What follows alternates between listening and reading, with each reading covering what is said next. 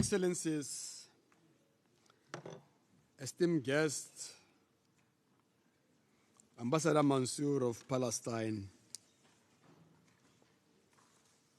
Professor Khalidi, permanent representative who are in the meeting, ladies and gentlemen. A very good afternoon to you all. It's a pleasure to be here with you. My name is Jerry from South Africa.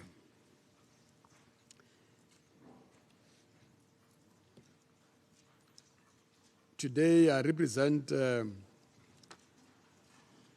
I've been asked by the United Nations Committee on the exercise of the annual rights of Palestinian people to take care of the proceedings. I have an honor of welcoming you to today's lecture by Professor Rashid Khalidi on the impact of the Balfour Declaration has had on the Palestinian people. Today's lecture will be broadcast live, so you have to smile all the time. When I say this, you smile. And simultaneously, interpretation will be provided to the extent possible in English and Arabic. Our committee is a subsidiary body of the United Nations General Assembly with a mandate to advance and advocate for the rights of Palestinian people, including their right to self-determination in accordance with international law and the principles of the Charter of the United Nations. Our committee is comprised of 50 member states from all the regions of the world, and plays a critical role in mobilizing international support for a peaceful settlement of the Palestinian-Israeli conflict. Ladies and gentlemen, as you know, 2017 marked the 50th year of the Israeli occupation, which began in 1967, and the 70th anniversary of the United Nations resolution to partition Palestine. But it also marks the centenary of the Balfour Declaration. 100 years ago, today, during the darkest days of World War I, the government of the United Kingdom announced its support for the establishment of a Jewish national home in Palestine. A letter sent from the UK Foreign Secretary Alfred Balfour to one of the British most distinguished Jewish citizens and Zionists at the time, Baron Rothschild, changed the course of history of the region forever until now. While Israel has been established, according to that partition, as a national home for the Jewish people, Palestinians remains in limbo without a sovereign state of their own.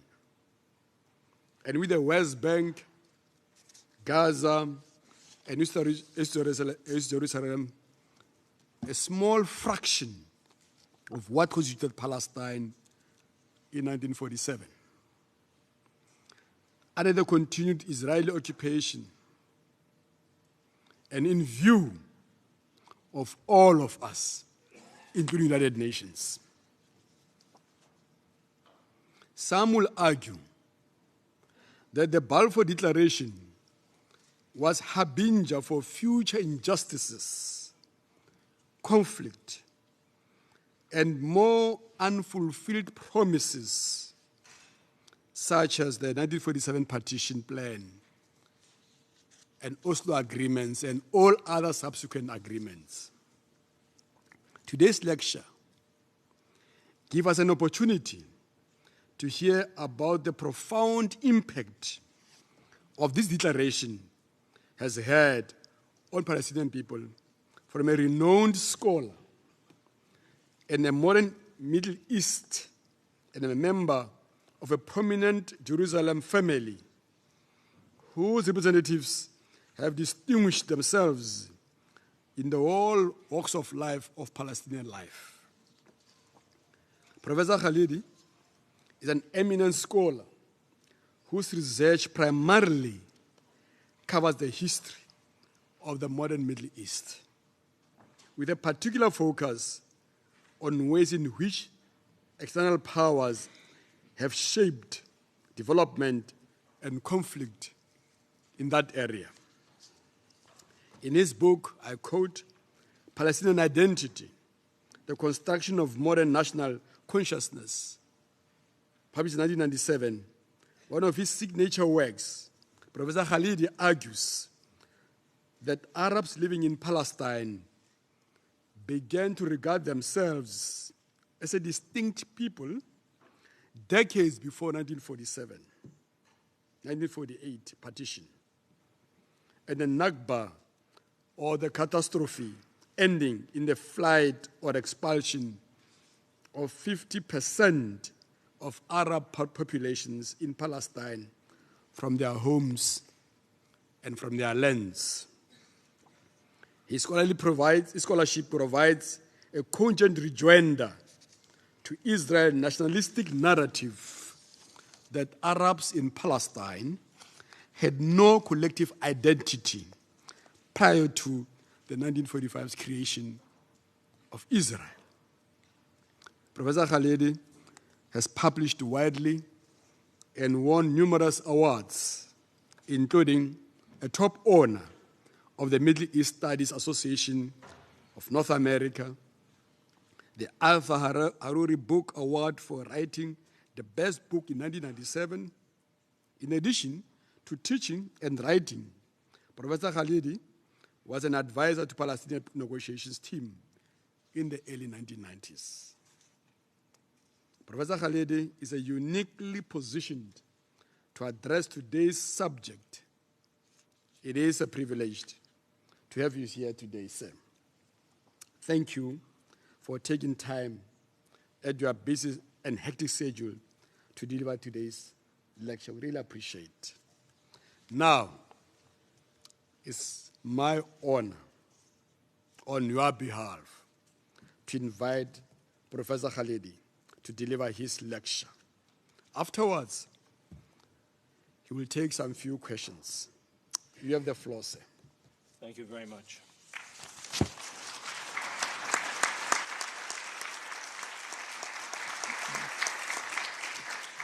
Thank you all for coming, and thank you, Your Excellency, for that generous introduction. It's a great honor to be asked to speak here at the United Nations on the 100th anniversary of the Balfour Declaration. I'm grateful to His Excellency Ambassador Fodé-Sek of Senegal, to Ambassador Jerry of South Africa, our chair today, to the entire Committee on the Exercise of the Inalienable Rights of the Palestinian People, and to the dedicated staff of the UN Secretariat for making this event possible. I think it's particularly fitting to be speaking today at the United Nations, which has played such a large role in the tragedy of Palestine. Today, I am going to take you on a short historical journey in which I will address the impact on the Palestinian people of the Balfour Declaration and of the League of Nations mandate that was based on that declaration. I can only hope that if we can all become more aware of this historical background, we, the world community, and the United Nations in particular, may be able to address the harm that was caused by this declaration to the Palestinians and by all that followed in a more fair and a more effective fashion than it has done over the past 70 years. Now, the momentous statement made on behalf of the British Cabinet on November 2nd, 1917, by Arthur James Balfour, who was His Majesty's Secretary of State for Foreign Affairs, is usually looked at in terms of British imperial interests, or in terms of its ostensible subject, a, quote, national home for the Jewish people. We know a great deal about Britain's commitment to Zionism. We know less about what the support of the British Empire via this declaration meant for the aims of Zionism and the Zionist movement, which for nearly half a century proudly described itself as a colonial endeavor and which at the same time was a national movement in the making. The ultimate objective of political Zionism, as it was laid out by its founder, Theodor Herzl, in his 1896 booklet, Der Judenstaat, was as far-reaching as it was crystal clear. And these aims were never really deviated from. These aims were establishment of a Jewish state in Palestine. That's what the title of the book says, meaning, again, the book stresses this, Jewish sovereignty and control of immigration into the country. Whatever Britain may have intended by the Balfour Declaration, complete and exclusive control over the entirety of Palestine was what the Zionist movement consistently fought for during the ensuing half-century and eventually obtained. It did so largely as a result of over 2 decades of unstinting British support secured via this declaration and via the League of Nations mandate that was based upon the declaration. Now, much of this is well known. However, what I want to talk about today is another aspect of this declaration that is of paramount, that I think is of paramount importance and that is often ignored. This was the perspective of the people of Palestine, whose future the Balfour Declaration ultimately decided. For the Palestinians, this declaration, this statement, was a gun pointed directly at their heads, particularly in view of the colonialist ambiance of the early 20th century.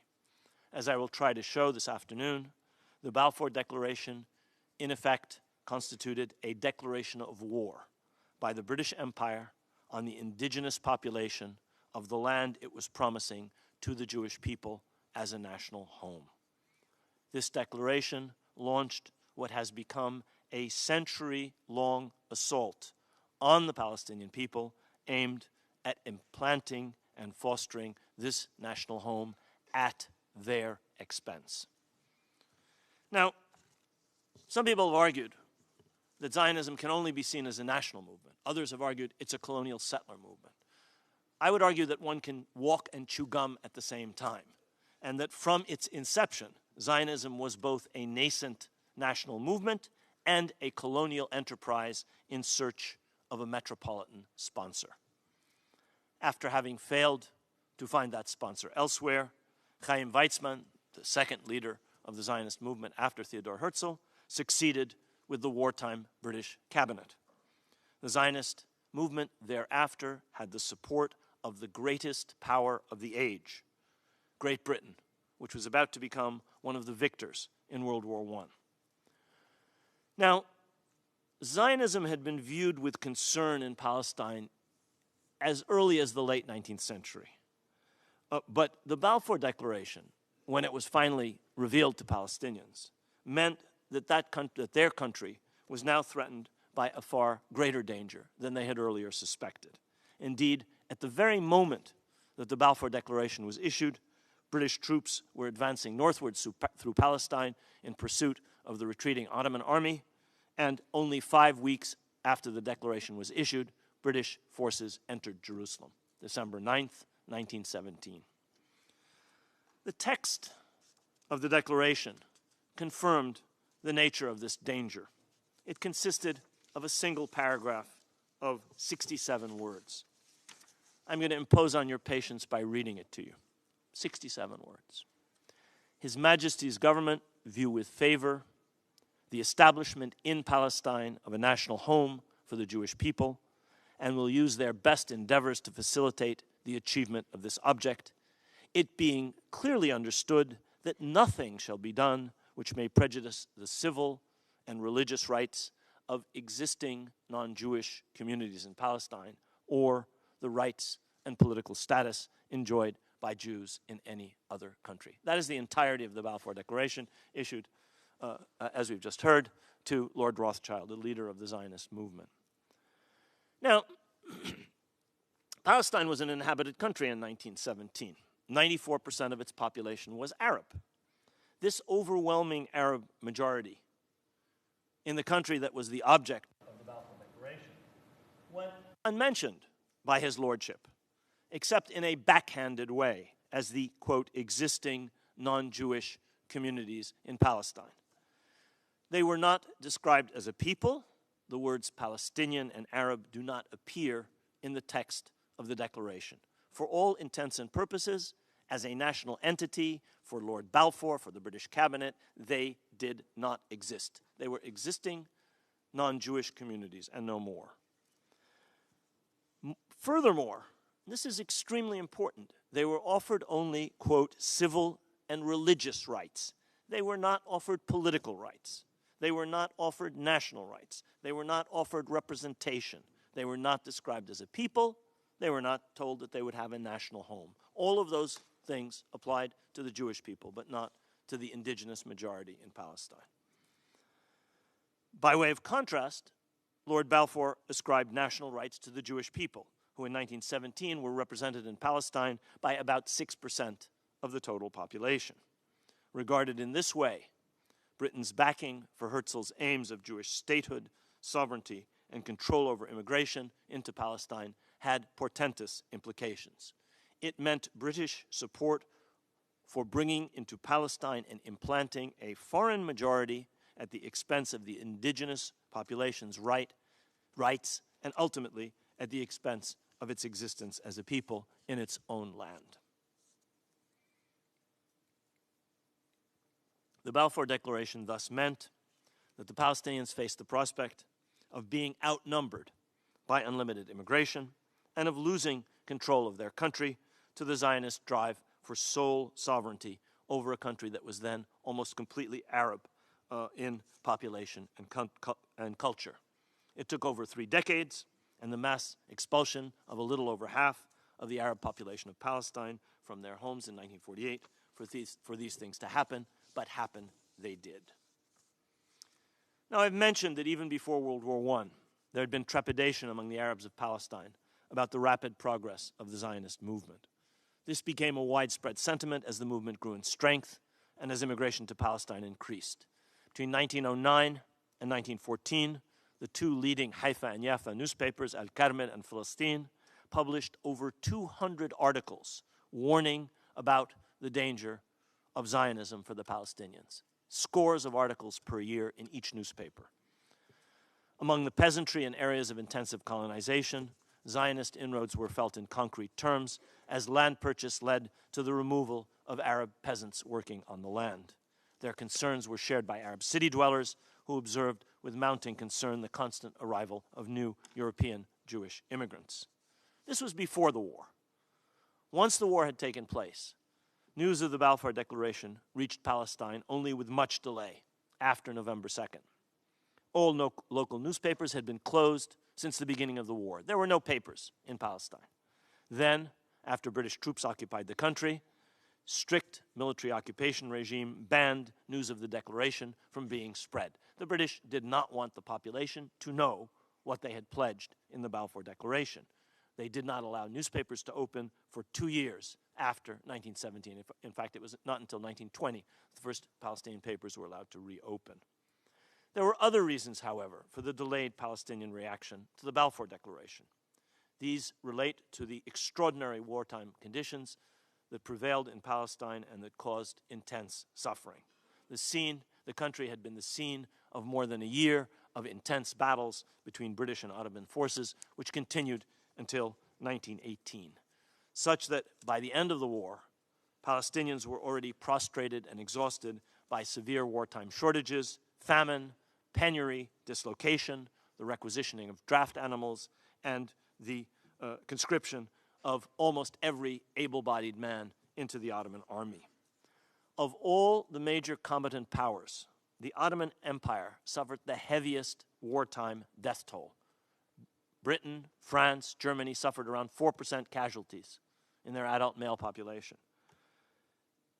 The Ottoman death toll was over 3 million dead, or 15% of the total population. Most of these people were civilians. In Greater Syria, including Palestine, there were 500,000 deaths due to famine alone between 1915 and 1918. Civilian deaths were compounded by horrific wartime casualties. 750,000 Ottoman soldiers out of the 2.8 million who had been mobilized died during the war. 1 in 4 soldiers died in Ottoman service. The impact of all of these factors on Palestine was intense. It's estimated that after growing over 1% annually in all of the pre-war years, the population of Palestine declined by 6% during World War I.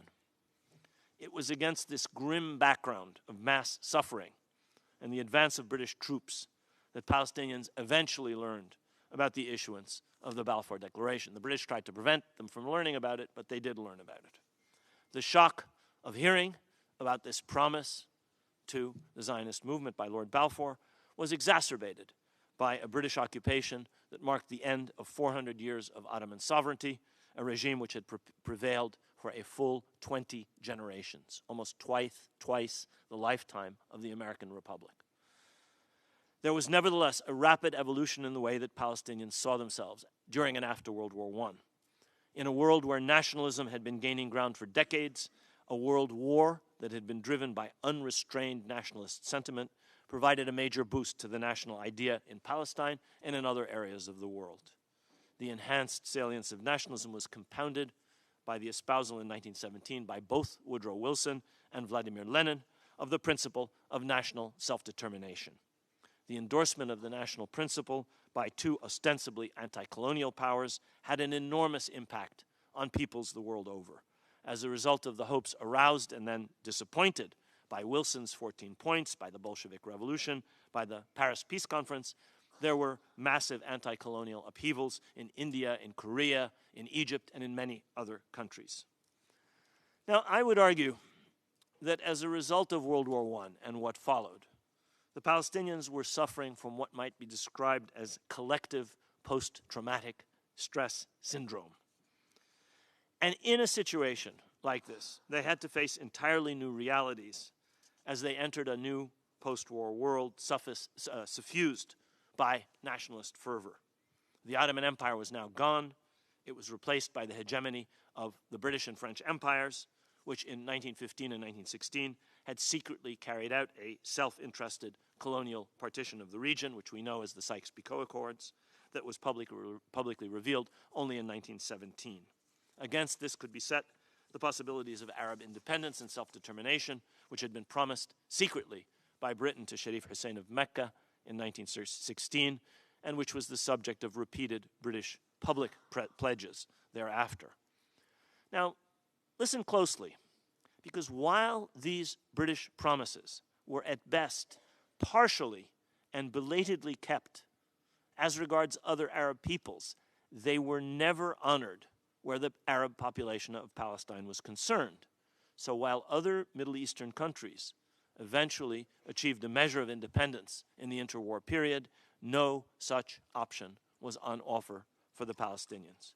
In Palestine, Great Britain operated with an entirely different set of rules than in other League of Nations mandates.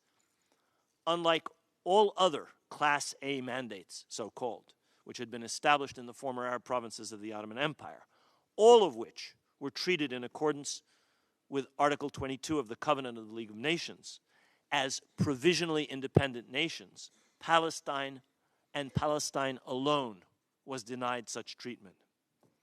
Instead, Palestine and the Palestinians faced a set of rules rigidly dictated by the terms of the Balfour Declaration, and the declaration, as we know, had been tailored to suit the desiderata of Zionism, a European colonizing project and a national movement which had now acquired as its patron a formidable empire whose armies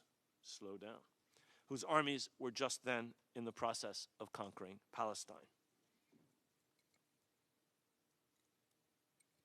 British troops were not to leave the country for over 30 years, by which time the Zionist enterprise had become firmly entrenched. As soon as they were able to do so, in the wake of World War I, the Palestinians began to challenge vigorously both the form of governance imposed by the British, based on the Balfour Declaration, and the introduction of the Zionist movement as a privileged interlocutor of the British. They did so initially in the shadow of a strict British military occupation regime that lasted until 1920 and was followed by rule by a series of British High Commissioners.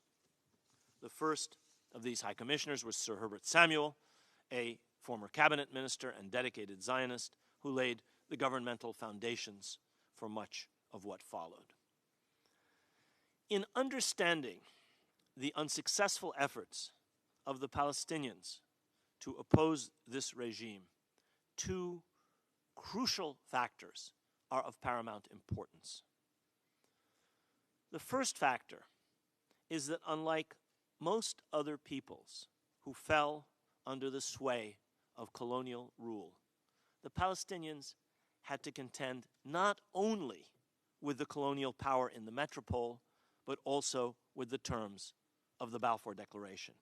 They thus had to deal with a colonial settler movement, which, while it was beholden to Britain, was independent of Britain, and which had a powerful national impulse and an international base. Most importantly, they had a base in this country, in the United States. The second factor is that Britain did not rule Palestine outright as a colonial possession. It ruled Palestine as a mandatory power of the League of Nations. In rejecting Palestinian protests about the Balfour Declaration, British officials could simply point to the international legitimacy for its terms that was provided by the 1922 League of Nations mandate for Palestine, which, at the instigation of the British themselves, had incorporated verbatim the text of the Balfour Declaration. The Balfour Declaration constitutes the introduction to the League of Nations mandate for Palestine. It's the preamble to the mandate. In 7 of the 28 articles of that mandate, there is an effort to substantially amplify and expand on the commitments of the Balfour Declaration. So the mandate is, in effect, an elaboration of the Balfour Declaration. Thus, the British government could hide behind the terms of their League of Nations mandate in denying the Palestinians treatment as an independent nation in accordance with Article 22 of the Covenant of the League of Nations. I would therefore argue that the Palestinians were in a triple bind. This may have been unique in the entire history of the resistance of indigenous peoples to European colonialism. They faced the might of the British Empire in an era between the world wars in which not one single colonial possession, with the partial exception of Ireland, succeeded in freeing itself from the clutches of the European powers. This was not an age of liberation. This was not an age of decolonization.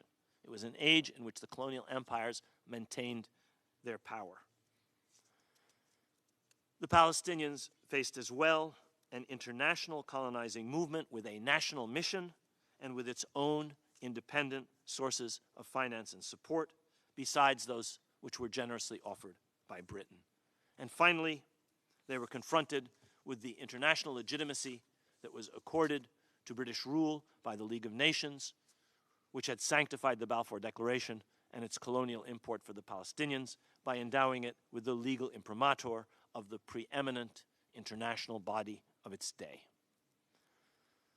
The Balfour Declaration was thus transmogrified, transformed. It became more than just a statement by the British cabinet. It became an internationally sanctioned legal document. In explaining the failure of the Palestinians to retain control of their ancestral homeland alongside understanding the shortcomings of their leaders and the hindrances that resulted from fissures within Palestinian society, we must keep in mind the triple bind they were in, facing Britain, Zionism, and international legitimacy. Now, before November 2nd, 1917, the Zionist movement was both a national movement in embryo and a colonial enterprise without a fixed metropole, like an orphan searching for a foster parent.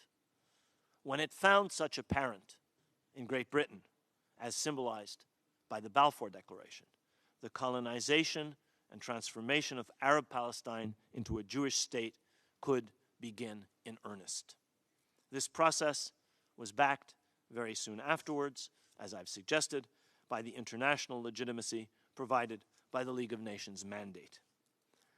Importantly, however, it was backed as well by an indispensable iron wall of British bayonets, in the words of that most forthright of Zionist leaders, Zev Jabotinsky. It was not just international legitimacy, it was also British bayonets that supported this process.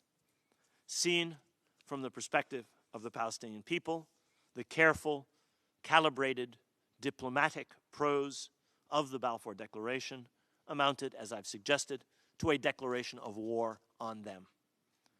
For the next few decades, this war was waged in several ways. It was waged by the Zionist movement with money, legal means, propaganda, and finally with mortars and car bombs. It was waged by the British Empire with multiple forms of repression, prison camps, exile, summary executions, warplanes, tanks, and artillery. By the end of the Arab Revolt in Palestine in 1939, 10% of the adult male population of Palestine was dead, wounded, imprisoned, or in exile. That is a very heavy weight of British repression employed in service of this project. The issuance of the Balfour Declaration, therefore, I submit, marked the beginning of a century-long colonial conflict in Palestine, supported by an array of outside powers. In much different forms, this conflict continues until this day.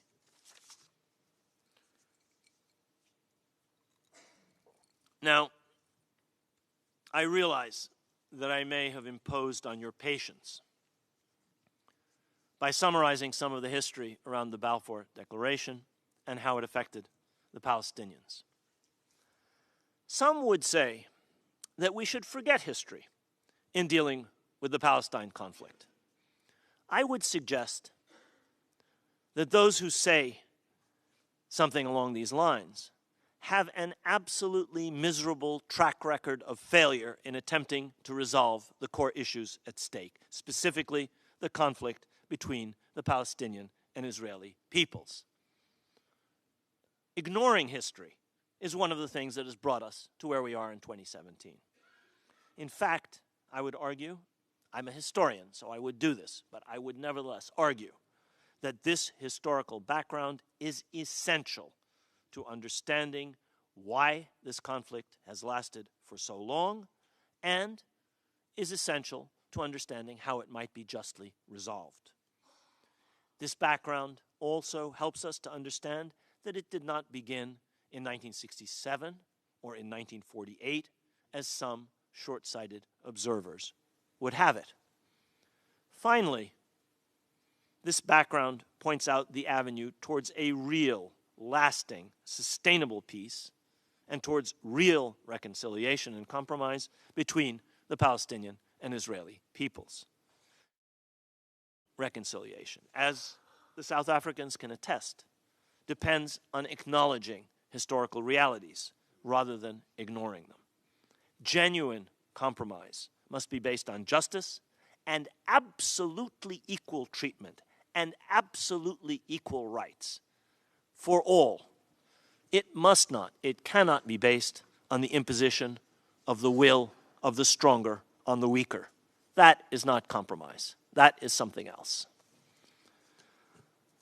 I would argue that this historical background points to another fact. And this is something that I can say here in a body that has over 200 members, most of which are not great powers. What I am about to say may offend the great powers, but I'm going to go ahead and say it. I'm not a diplomat. I can say whatever I please. And this fact is the following. It is that peace between Palestine and Israel is far too important to be left to the self-interested ministrations of the great powers alone. Again and again, the history of the League of Nations, the history of the United Nations, show us that these great powers were responsible for imposing formulas in Palestine that suited their interests of the moment. In every single case, these formulas created, exacerbated, and magnified this conflict. In so doing, these great powers have ignored international law, and they have ignored essential elements of the covenants and charters that they themselves helped to shape, such as the principle of self-determination that animates both the covenant of the League of Nations and the Charter of the United Nations. If there's one defining principle behind those two documents, crafted essentially by the great powers of the day themselves, it is the principle of self-determination. It's this principle that has been ignored, in one respect, in Palestine. As someone who is the son of an international civil servant who faithfully served the United Nations for his entire career, I have been a close witness for many decades to the failures of this body, of the United Nations, to live up to its principles where Palestine is concerned. I was sitting in the Security Council chamber as a visitor when the United Nations Security Council attempted to pass a ceasefire resolution in June 1967. I used to come to this building all the time. There was no security in those days. One could enter very easily. So I have witnessed episode after episode after episode of this failure, which I would ascribe largely to the machinations of the great powers. I am not naive, however. And as a historian, I know all too well that power has its prerogatives. We see that most clearly, of course, in the Security Council. But the United Nations was not set up to make the world a more comfortable place for the powerful, but rather to bring peace with justice and to bring the rule of international law. Over the 100 years since the Balfour Declaration was issued, over the 70 years since the passage of UN General Assembly Resolution 181 in this month in 1947, in the 50 years since the adoption of UN Security Council Resolution 242 in this month in 1967, neither peace with justice nor the rule of law has prevailed where Palestine is concerned. It is high time for the United Nations and the entire world community to act in this spirit.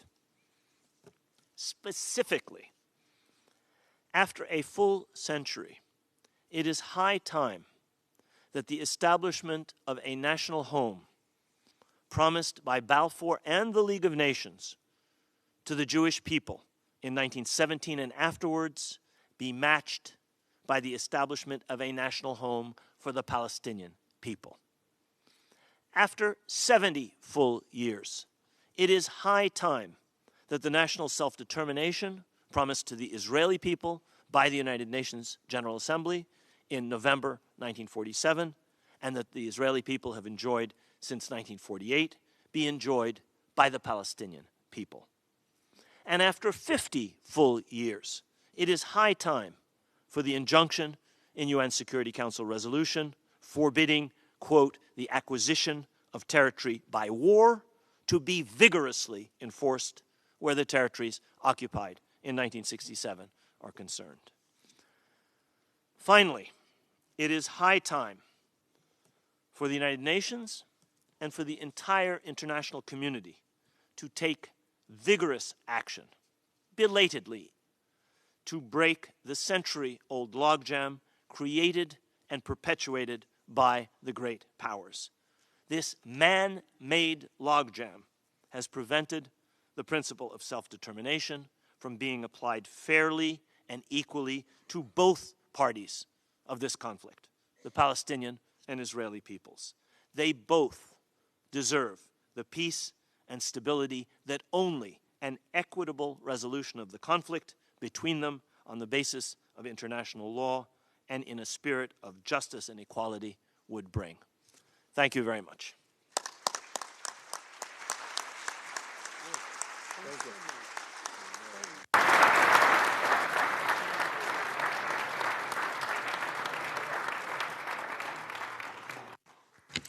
Good job. Thank you, Khalidi. Professor Khalidi, thank you very much. Very educative, illuminating. I have personally learned so much about the history of Palestinian people. Ambassador Mansour, I think your people have endured. I have never heard or read the depth of injustice to Palestinian people.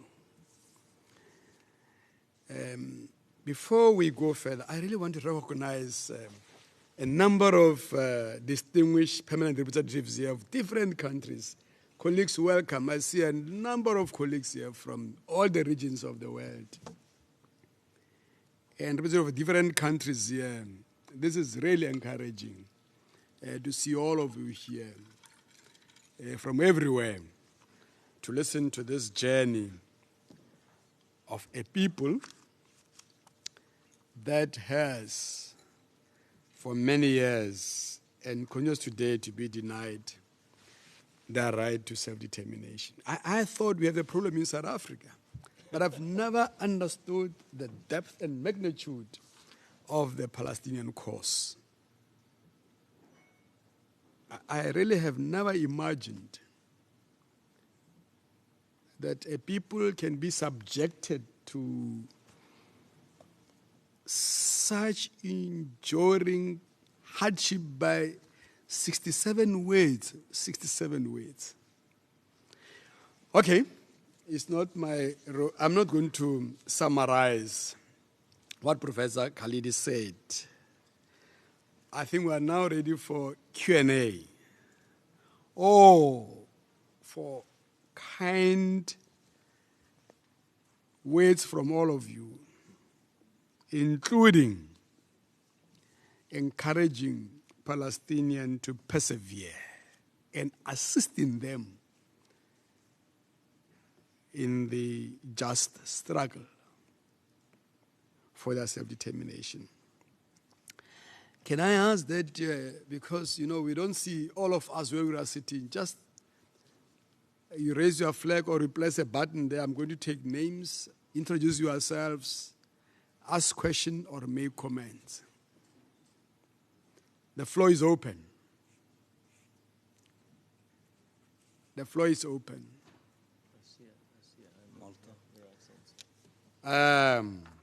My colleagues from Malta. Thank you, Ambassador Jerry. Thank you, Professor Khalidi, for being here with us today and for giving us this interesting chronology of events and very illuminating and sequence. I have a question, though a hypothetical question, to you.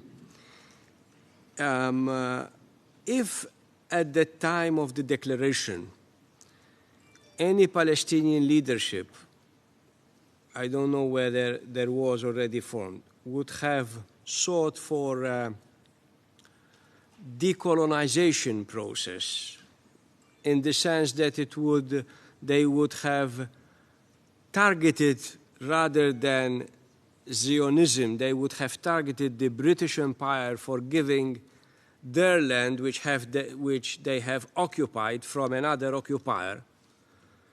What would you think would have been, if first of all, would have this been possible in the circumstances of that day, and whether would have changed the course not of subjugation, because I believe that would still, the Palestinian people would have been subjected to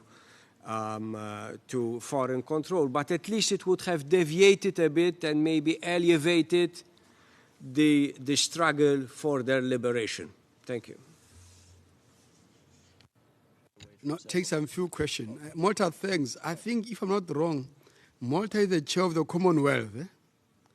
You are the chair of the British Commonwealth now. Yes. Right?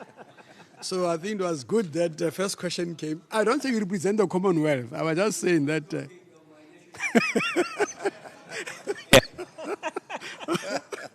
Thanks, Malta. I then have my friend Khalifa from Oman. You have the floor.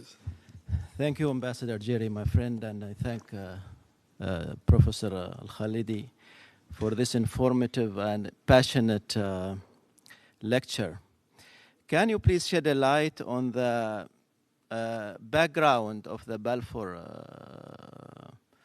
Declaration? What has made the British government give such a promise to the Jewish people, even though it has an interest in the Arab world from Suez to the Gulf? What leverage has the Jewish or the Zionist at that time to influence the British?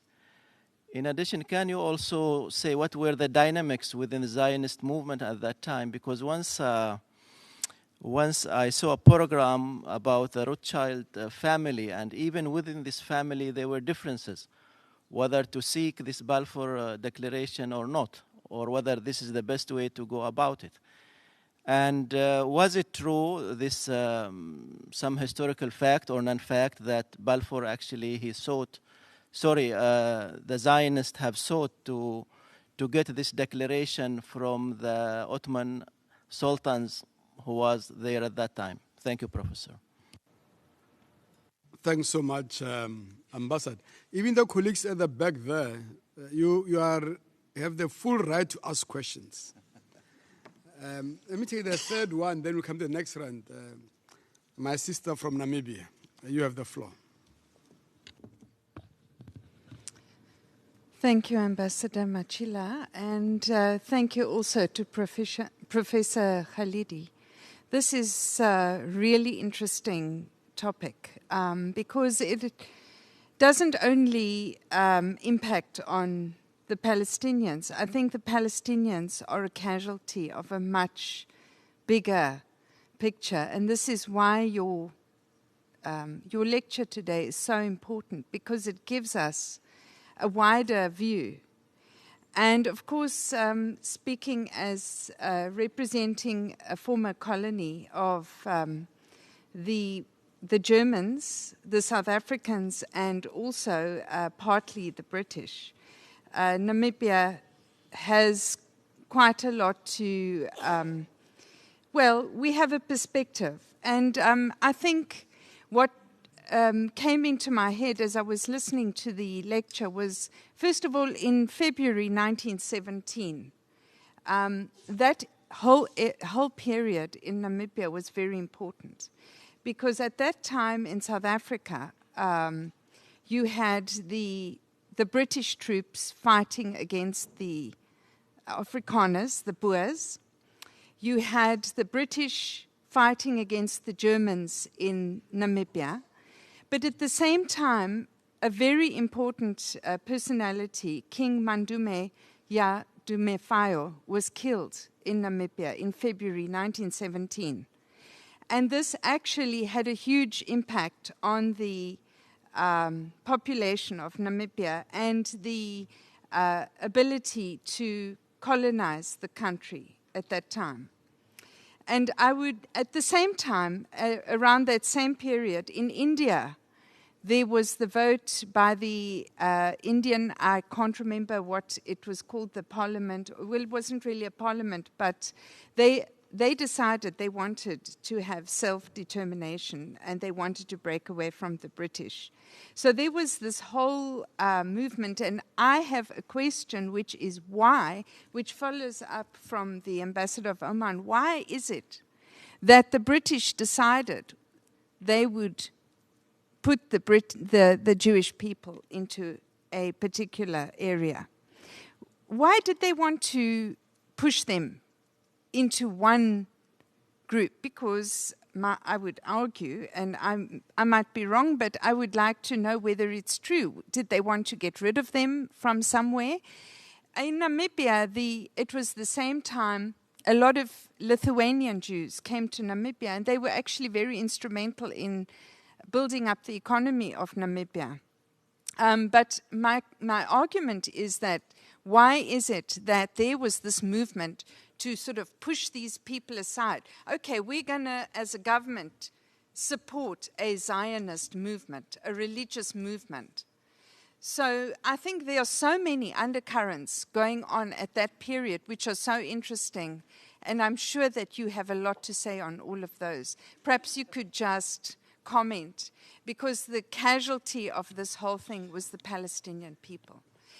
Sorry, but can I just make one more point, and that is that it was very interesting to listen to the Special Rapporteur on Human Rights of the Palestinian people this week, who made the connection between the Namibian case, which was taken to the International Court of Justice, and the Palestinian situation, and looking at the legality of the mandate, which definitely has expired over that territory. Thank you. Thanks most much. Can I give Professor Khalidi the right to reply, then we get the second round? Yeah, I will take you, my sister. Not now. Professor, you have that. These are three very important questions. Thank you for giving me the opportunity to answer. And to Her Excellency, the Ambassador of Namibia, Professor Link's reference to the Namibian case, I think, is very, very important. I thought it was one of the most original elements in his extraordinarily erudite report, and it made me reflect a great deal about the parallels to the case of Palestine. Let me answer the three questions in order. The question of the Ambassador of Malta, which is really a very good question. Could Palestinian leaders have targeted British colonialism instead of Zionism? I actually have argued this very point in a book that I wrote a number of years ago, suggesting that, in fact, that would have been a better approach, because the essential problem was British control over Palestine for most of the 20s and 30s. The essential problem was not Zionism or the Zionist movement. The essential problem was British control.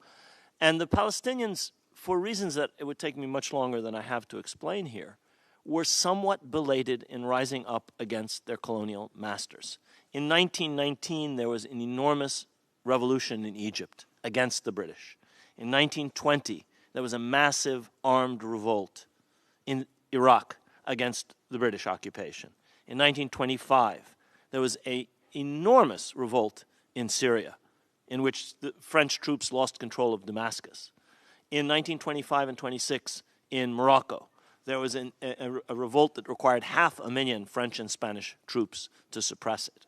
In each of these cases, these uprisings took place in the immediate aftermath of World War I or a few years later, and succeeded in forcing some concessions from the colonial powers. For whatever reason, it took the Palestinians 10 more years before they finally reached the point of targeting the British and revolting. And I would argue that perhaps by that time it was too late. But I think it's a very interesting question. I'm a historian, so the might have beens are hard to deal with. But I think you raise a very important point. As far as Ambassador Khalifa is concerned, you've touched on a fascinating topic, which is the background of the Balfour Declaration. Why did Britain make such a promise in spite of its interest in the Arab world from Suez to the Gulf? And this is a question that I think actually requires peeling away many layers of myth. One of them is that the British cabinet acted as it did out of a sense of concern for the sufferings of the Jewish people. I don't think that was the primary motivation. Certainly for some members of the cabinet, there was an element of what you might call philo-Semitism, an element of looking at the Bible and seeing in it a sort of a roadmap for the future and saying the Jewish people should be restored to its ancestral homeland.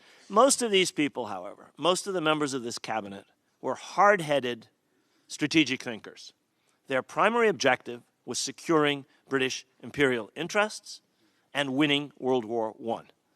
Britain, for over 11 years before the Balfour Declaration, had determined that it was absolutely vital for British strategic interests that it control Palestine and thereby defend the eastern flank of Egypt and the Suez Canal. And during the war, Ottoman troops, in fact, crossed Sinai and attacked the Suez Canal. So those fears, the pre-war fears, were borne out by wartime developments. So the British wanted Palestine long before Chaim Weizmann ever met anybody in the British cabinet. These were British strategic desiderata years before. They had war plans. They were spying all over Palestine. T.E. Lawrence's first spying escapade was in Palestine in 1914. He was sent to map the Negev because the British were concerned about Palestine as a strategic region. Now, why did they choose, the second part of your question, and part of the ambassador of Namibia's question, is why did they choose the Zionist movement? And again, if you look at the proceedings of the British cabinet, what appears is that they saw that a European colony established by the banks of the Suez Canal, in other words, on the eastern flank of the Suez Canal, would be a strategic bastion which would guarantee British control of not just the canal, but of the whole region running from the Mediterranean to the Gulf via Jordan and Iraq and Kuwait. So I think there was a sense that this would be an anchor for the British strategic position. Now, why did they pick support of the Jewish national home? There, other considerations come up. Some of them philo-Semitism, in other words, a sense of sympathy for the Jewish people. Some of them involving the extraordinary diplomacy that Weizmann undertook during the war. Some of them involving a sense that the British support for Zionism would lead Jews the world over to support the Allied cause against Germany. There were many other reasons for the issuance of the Balfour Declaration, but I would suggest that strategic considerations were always paramount for the British. I don't think one should look at sentiment as the driving impulse of anything that the British Empire ever did. Strategic calculation was always at the base of what they did. Now, as far as your last question, did the Zionist movement try to get support from the Ottoman Sultan? It absolutely did. Herzl spent a great deal of time in Istanbul, and he spent a great deal of time in Berlin, and he spent a great deal of time in Vienna, trying to get the support of different powers for his project. It was only his successor, Chaim Weizmann, that was ultimately successful with the British. So that's why I said a colonial movement in search of a metropole. They tried other places before they finally hit pay dirt in London. As far as Her Excellency's question, you're absolutely right. I think that the issue of Palestine is related to the entire issue of interwar colonialism and how the great colonial empires managed to expand their realm in an era where Wilson and Lenin had both propounded principles of self-determination. And so they went around Wilson, in effect, through the mandate system. In Namibia, Tanganyika, later Tanzania, various other parts of the world, as well as Iraq, Syria, Lebanon, Jordan, and Palestine, were subject to this mandate system. And you're also right, I think, that one can learn a great deal from comparing the way in which different mandates were treated. There's a wonderful book by a colleague of mine at Columbia by the name of Susan Peterson. The book is called The Guardians, and she discusses the ways in which the mandate system operated differently in different mandates. Among them, actually, Namibia. It's quite a brilliant and informative book. And when I suggested that the League of Nations was supportive of Zionism, this is definitely the case. When the Syrians rose up against the French in 1925-26, and the case went to the Permanent Mandates Commission, which was the equivalent of our Trusteeship Council of the United Nations, next door. The Permanent Mandates Commission was very harsh on the French. They said, you are behaving badly. You have an obligation to prepare this people for independence, and you're bombarding Damascus. So the world community acted very differently there than it later acted in 1929, when there was a Palestinian uprising, and the Permanent Mandates Commission supported the British and basically opposed the Palestinians. So I think you're absolutely right. There's a great deal to be learned. Let me say one last thing. You asked, why did the British decide to put the Jewish people into this area? One of the lesser-known facts about Lord Balfour is that he'd had an earlier encounter with the Jewish question. Before he was foreign secretary in the wartime government, he had been prime minister. In fact, he got his post, his first government jobs, as a result of nepotism, because he was a nephew of Lord Salisbury. And after a term in Ireland, where he became known as Bloody Balfour by the Irish, I'm quoting, he eventually became prime minister. He succeeded his uncle as prime minister, and he was the author of the Alien Exclusion Act, which kept Jewish refugees fleeing Tsarist persecution in the pogroms of Eastern Europe from entering Britain. So I think that while sentiment may have played a small role, I think anti-Semitism also plays a role here. Better to have them go elsewhere than to have them here was in the minds of some people, perhaps. Thanks. Let me take the second round. I see my sister over there. Yes, you have the floor. Take this thing. I can't hear him.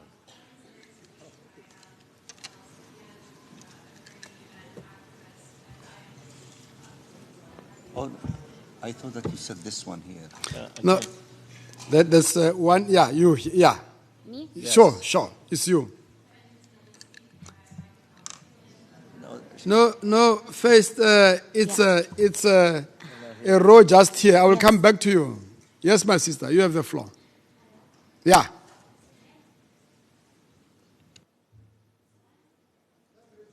Yeah. Good evening. My comment will be in Arabic for translation. أنا شادن. I am Shadin Saleh. I am a presenter. At first, 67 words, one paper was enough to launch a long, protracted conflict. It launched the rape of sanctity lands and displacement. Today, Britain rejects and refuses all calls from around the world to really apologize to the Palestinian people for the past 100 years. Today, it celebrates 100 years of the Balfour Declaration and hosts the Israeli Prime Minister. First, why is it disregarding all these calls after thousands of displaced people, of Palestinians in camps, after killing, raping, after the establishment of settlements in Palestinian territories? Second, as Dr. Khalid has said, the United Nations must take effective measures to solve the Palestinian question. We, as Arabs, during these past years, when the Palestinian cause was the vital and principal cause in the Arab world, and we cannot say that it wasn't the major cause, today we celebrate the Naksa, the Nakba, the Balfour Declaration. Palestine has become a series of celebrations of Nakbas and Naksas. The Balfour Declaration was set and it was implemented. And we are reaping the fruits of that declaration. We, as Arab states, what have we done? Why are we lying on a daily basis and saying that we will liberate Palestine? Palestine will not be liberated, or it will only be liberated by its people. Jordan only has been against the idea of the alternative country. There is no alternative for the Palestinian country. The king and government of Jordan believe in the independence of the Palestinian country. Finally, the whole world, without any exception, no people, no government, no president, no kings, all the world must acknowledge the right of the Palestinian people to self-determination, to the establishment of their independent country in line with the on the lines of the 4 June 1947, with East Jerusalem as its capital. Thank you. We missed your name. Introduce yourself. Presenter. Okay. Thank you so much. And then there was another sister up there. No, here, in the middle here. No, she's not. Oh, she's not there. Okay, go ahead, up at the top there. Go ahead. Just raise your hand. They will show you. Yeah.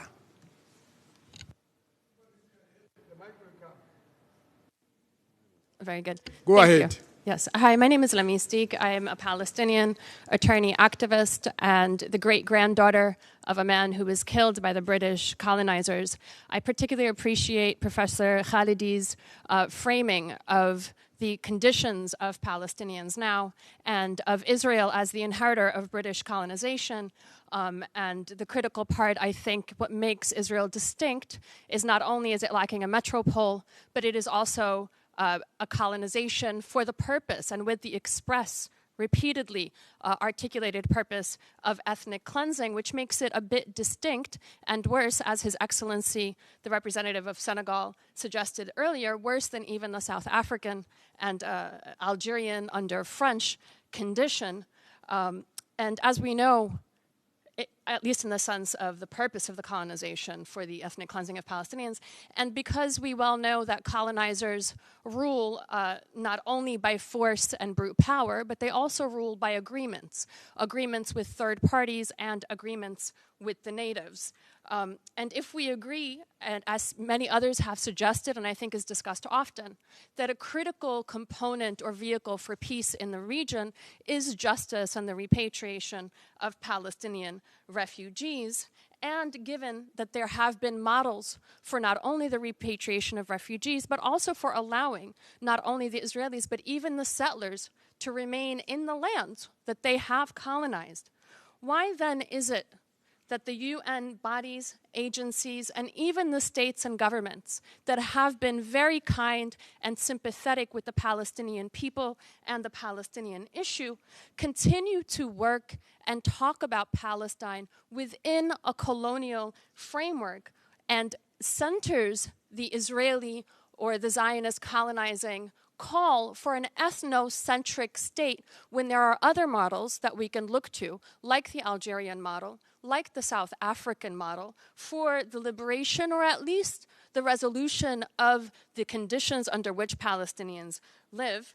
And I'm also wondering when this will change, when we will look at, again, the South African model, which reached back 80 years to call for and to make amends and reparations and equality and allowed for a more just resolution that accommodated both without, again, calling for a white separatist state in South Africa.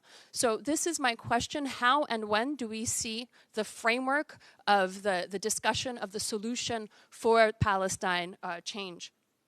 Thank you. Thank you, my sister. I see you provoked many people. I see so many hands going up now. Yes, you here. Yeah, go ahead. Raise your Yeah. Okay. My name is Tanya Barakat. Good afternoon, and thank you, Professor Khalidi, for this lecture. I would like to... Can you hear me? Yeah, Tanya Barakat. I would like to draw everybody's attention to a point that's maybe not forgiven, definitely, but maybe not taking enough attention here. First, I would like to highlight the definition of absentee in the Israeli law, which says a Palestinian person or property holder who lives in a neighboring Arab country. What would happen to the properties of absentees, who are Palestinian people who were landlords and property holders in 1948 and left or were sent away, you know? What would happen? How would the international community deal with this issue? Do they have the right to claim their properties under international law and under the definition of absentee? Thank you. Thank you. Yeah, yes, my brother. Test. Okay, make sure everybody can hear me. My name is David McClelland. I'm a student at New Jersey City University in New Jersey. And I have a question for Professor Khalidi. I just wanted to read a quote or a statement that I found recently. This came from Britain, and it reads, end quote, "Much has happened since 1917. We recognize that the Declaration should have called for the protection of political rights of the non-Jewish communities in Palestine, particularly their right to self-determination. However, the important thing now is to look forward and establish security and justice for both Israelis and Palestinians through a lasting peace."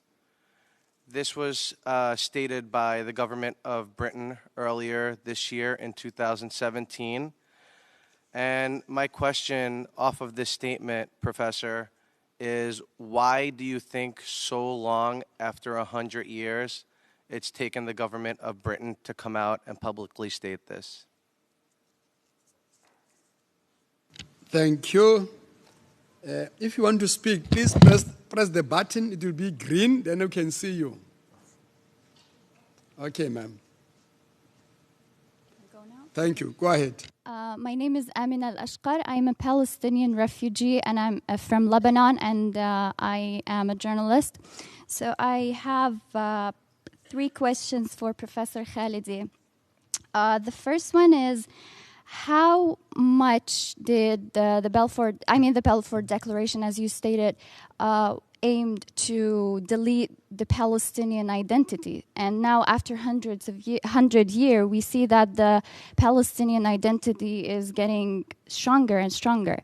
So how much was this declaration played a role in this identity?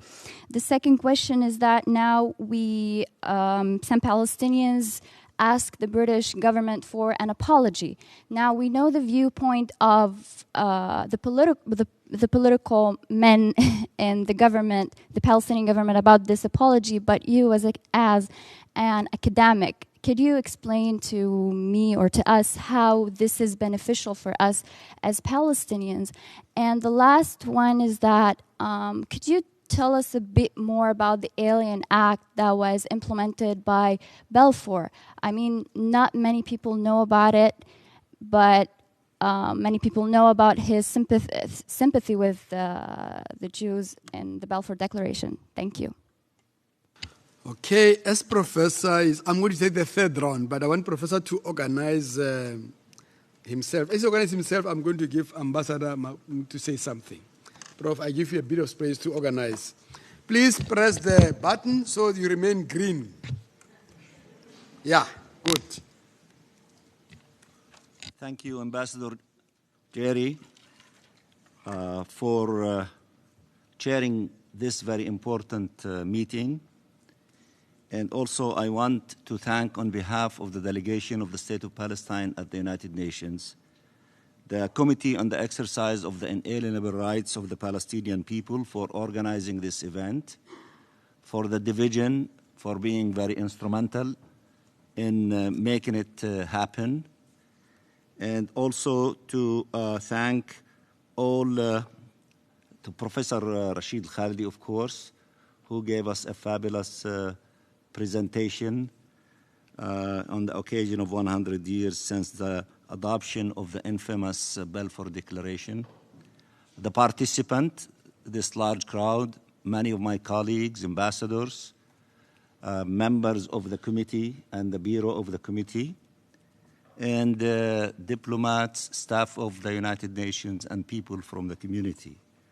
We thank you for being with us today in remembering this infamous declaration. And also, I want to thank the Association of Journalists at the United Nations, whom they made an announcement for all journalists to cover this event. And I hope that they are covering it. Some of them that might be transmitting this event live on television to all corners of the globe. And also, I want to thank the Palestinian people whom they might be watching us. I believe they are watching us because Palestine Television is transmitting this event live. And of course, the Palestinian people, since the morning, have been demonstrating in all cities and towns in occupied Palestine and in the refugee camps and in other places, trying, to remember this infamous day in history for all the reasons that were mentioned by Professor Rashid Khalidi. I believe that the fact that we have this event at the United Nations is part of the contribution of the international community and our friends in protesting this injustice inflicted upon the Palestinian people. And I believe it will contribute to the fact that the international community, especially the majority of member states, who are supporting the struggle of the Palestinian people and addressing this injustice inflicted upon them, to do more in order to see the Palestinian people exercising their right to self-determination through an independent state with East Jerusalem as its capital, to have, in reality, a two-state solution preserved. I wanted, before Professor Khalidi, to respond to the second wave of questions, and perhaps there will be a third wave, just to share with you these thoughts. And I want to thank also my team, all the members of the delegation of the State of Palestine who collaborated with the division and the committee to make this event the successful event, successful, quote unquote, in a sense of having a large crowd here, and also to make a statement by all of you and through the media to everyone who is listening to us that the Palestinian people are continuing to struggle against this injustice rooted in Balfour Declaration, and they will not relent or stop until they accomplish all of their inalienable rights. I thank you very much for being with us this afternoon. Thank you, Ambassador Mansour. Now, be patient. I have 4 more hands. So I'm going to give Professor Khalidi the chance to answer. Then I'm going to go to the third wave of questions. Prof, you have the floor. Thank you. I'm going to answer the first question in Arabic and in English. I'll answer it briefly in both. سؤال الصحفية الآنسة شادن بالنسبة ل To Mrs. Shaden, as for the British apology for the Balfour Declaration, why has it not apologized yet? Simple reason. The Zionist narrative continues to dominate the British environment, especially in the media and in the conservative current party. Therefore, the Prime Minister will now host the Prime Minister of Israel. However, so the situation is changing, even in Britain. Now we see in the Labour Party a radical change of the position of the party vis-à-vis the Palestinian cause. This is a radical change in the history of Britain. We have never seen such a principled position emanate from the Labour Party. I don't know if are all of you listening to translation? Yeah. Okay, I won't repeat it in English. Let me go ahead in English and answer to the other questions. I apologize to the interpreters. I'm speaking too fast. I've lived in New York for too long. To Lemis Dick's question,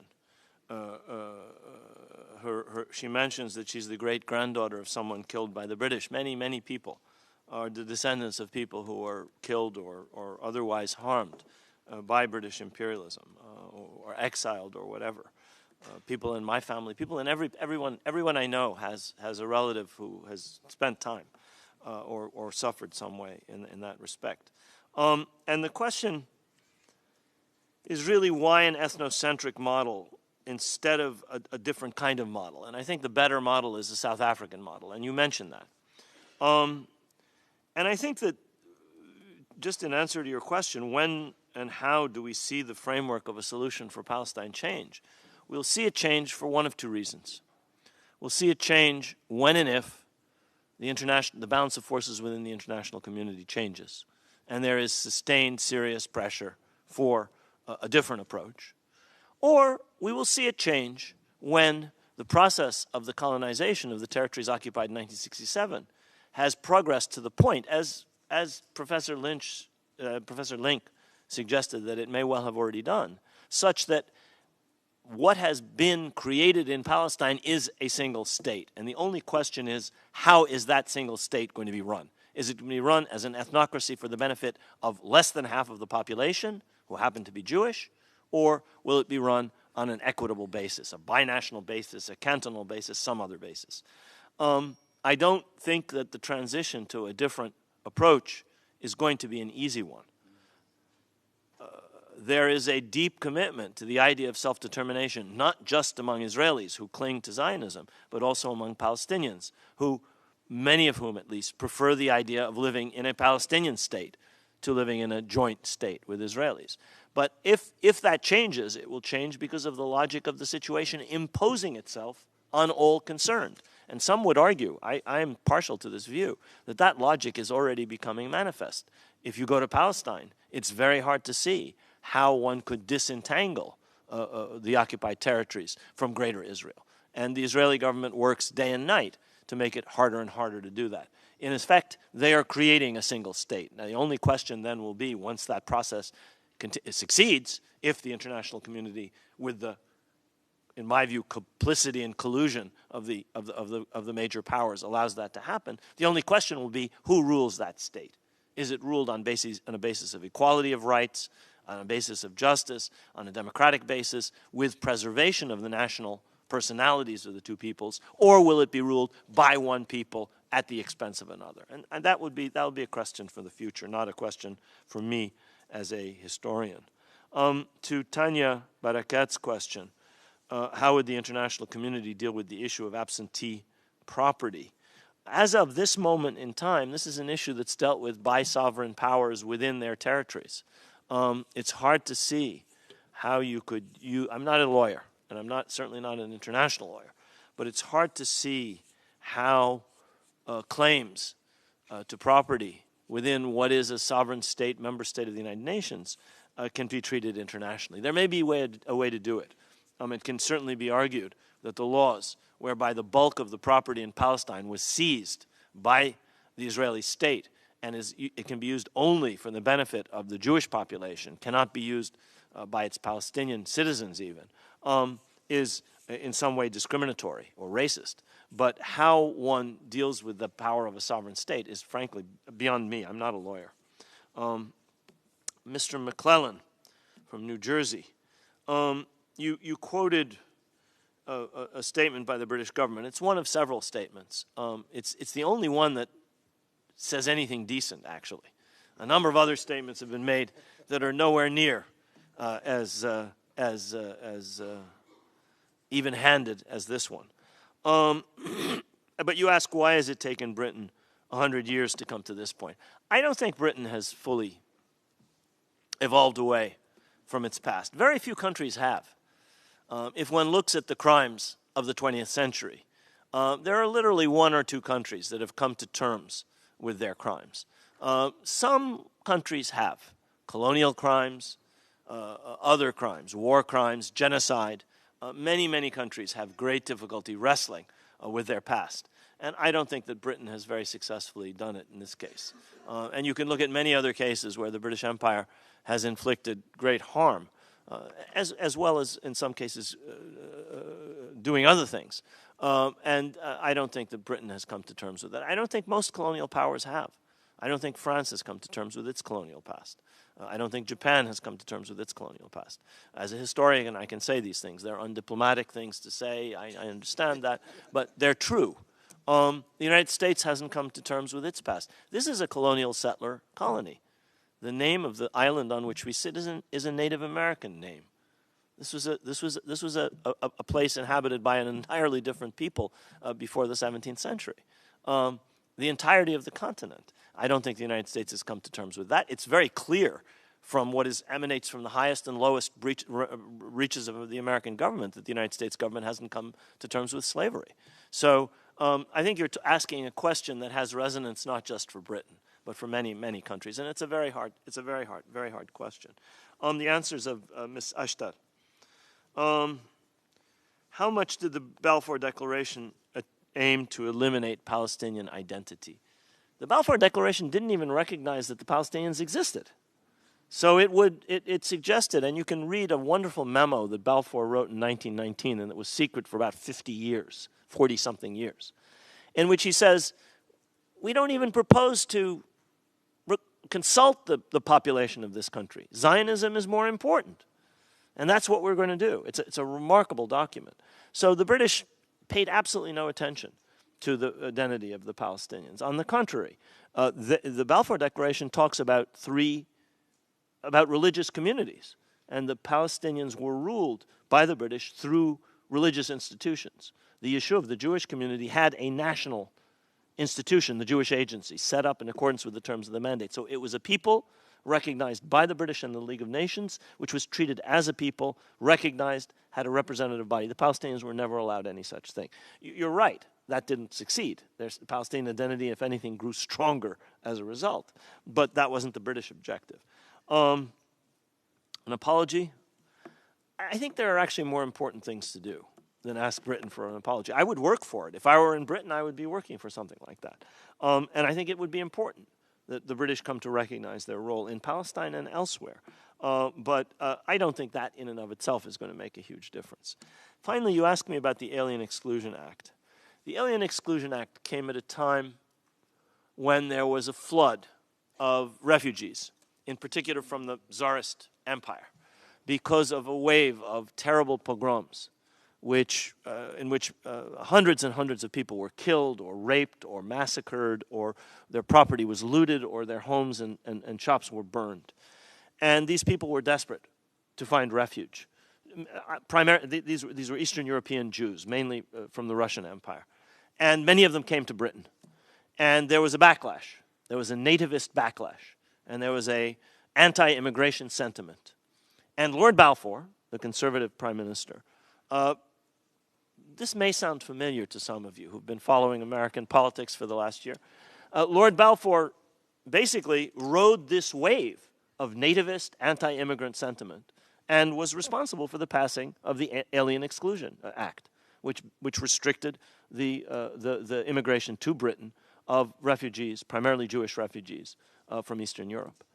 So his most notable act, as far as the Jewish question was concerned, before the Balfour Declaration, was keeping Jewish refugees out of Britain. Thanks very much, Prof. Now, time management. I have 8 requests to take the floor. I am so motivated by these interactions, but we don't have much time. So, I'm going to give all those ask place to speak, I'm going to give you time. But please just go to the issue. However, Palestinians are watching and are also asking for your solidarity support. Ma'am, you have the floor. Roma Stibravi, I'm an NGO representative, and I just have a question. In the spirit of the United Nations Charter, would it have been more useful today to have representatives of also the British government and the Israeli government or someone from the Zionist so that we could get a broader picture?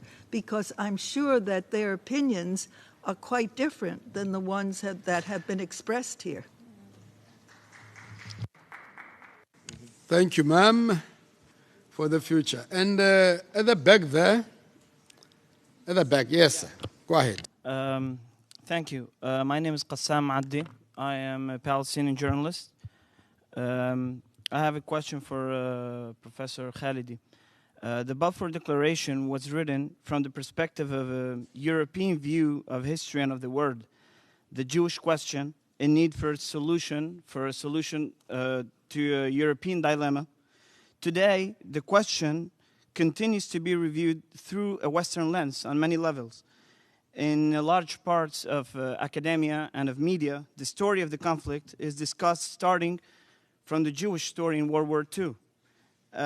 In politics, the conflict starts to be discussed starting from Israel's security needs. Even in negotiations and in peace process, for example, Israel's security needs have been discussed. The Palestinian refugees question, not yet.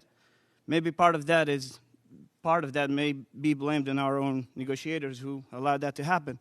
But my question is, if this pattern of understanding history, including the present, from an Orientalist point of view, continues to be dominant in the spheres of decision-making, something like 50 years after the decolonization started, how do you think as a historian that, or do you think as a historian that the world has come any closer than it was 100 years ago to recognizing justice for the Palestinian cause?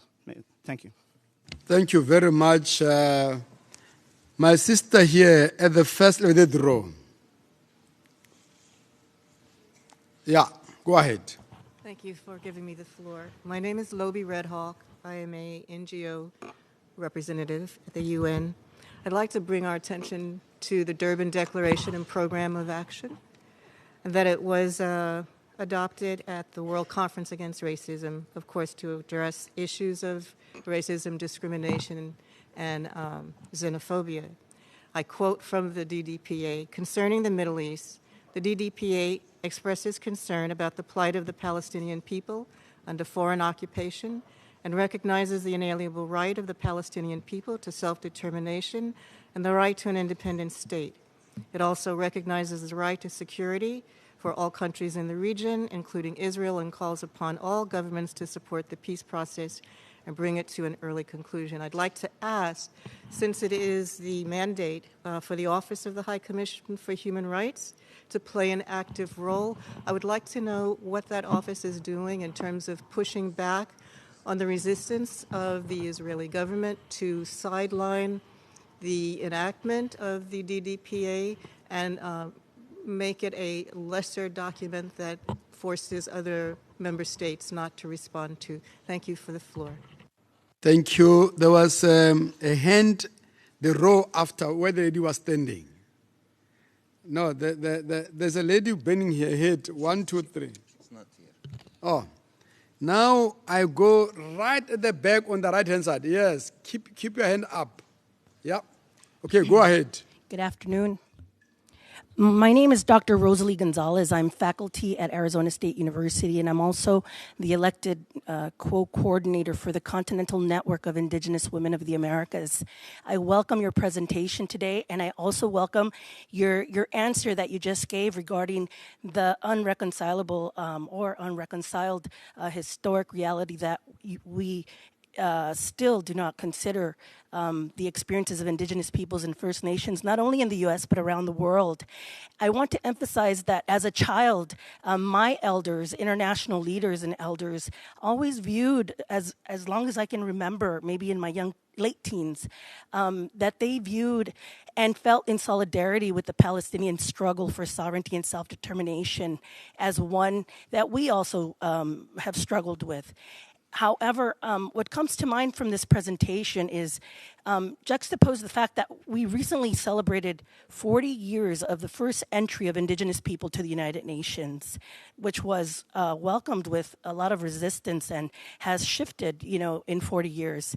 And then most recently, only 10 years ago, we had the adoption of a Declaration on the Rights of Indigenous Peoples. I find it really interesting that you identified your opening, introduction of the Palestinian people as Indigenous. This is a very to us, it's a very politicized, it's a very specific term now with international rights tied to it. And so I wonder what is the significance and the utility of identifying Palestinians as Indigenous? Thank you. Thank you. And then the floor down. Yes, raise your hand. Yeah, go ahead. Thank you. My name is Sarah Willig. I'm an NGO representative. Isn't it hypocritical for you to support self-determination for all, but to call a declaration of support for Jewish self-determination in their ancestral homeland a, quote, a gun to the head? And doesn't denigrating Jewish self-determination in the Balfour Declaration indicate that the conflict isn't about borders, but about Palestinian rejection of the existence of a Jewish state, any state, on any borders? Thank you. And there was a hand. Yes. Yes, my sister. Yeah. Just raise your hand. Yeah, go ahead. Hello. My name is Suzanne Sulaiman. I'm a Palestinian refugee from Lebanon. I'm a journalist. I want to ask you about something. Britain's spokesman, Edwin Samuel, said a few months ago that his country considers that Balfour Declaration was the reason for the Nakba, but at the same time he said that his country can't apologize because it will be an obstacle to the peace process. How can you explain that, please? Thank you. Thank you. I'm going to the top. I'm very encouraged by the ladies. The only ones who I think it takes, it is good for history. At the back there, yes, I think second round. Okay, go ahead.